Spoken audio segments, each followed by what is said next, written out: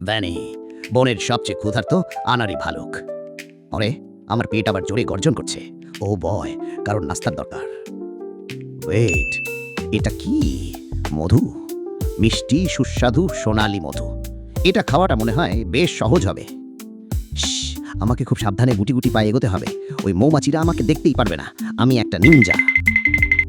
প্রায় এসে গেছি। শুধু আরে বাপরে, উফ কি জোরে লাগলো। তো কি হয়েছে, আমার অ্যাওয়ার্ড পেয়ে গেছি।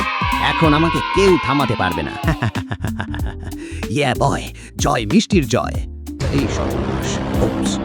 ও না, মৌমাছিরা মনে হয় আমার উপর রেগে গেছে। আজ আমার আর নিস্তার নেই, দৌড়ানোর সময়।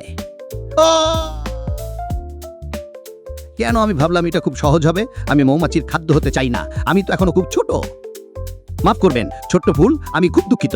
এরা তো আমার পিছু ছাড়ছে না, এখনো আমাকে তাড়া করে যাচ্ছে। দেখি, জল দেখতে পাচ্ছে। আমার মুক্তির পথ পেয়ে গেলাম।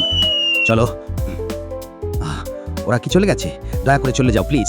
আমি প্রতিশ্রুতি দিচ্ছি যে আমি আর কখনো মধু চুরি করব না। মনে হয় ওরা চলে গেছে। এ কি সর্বনাশ! ফুল বাগানের কি অবস্থা করেছি আমি। আহা, এখনো একটু মধু আমার থাবায় আটকে আছে। একেবারেই মূল্যবান। জীবন ধন্য হয়ে গেল। এ কি? একটা ছোট মৌমাছি। হায় ছোট্ট বন্ধু।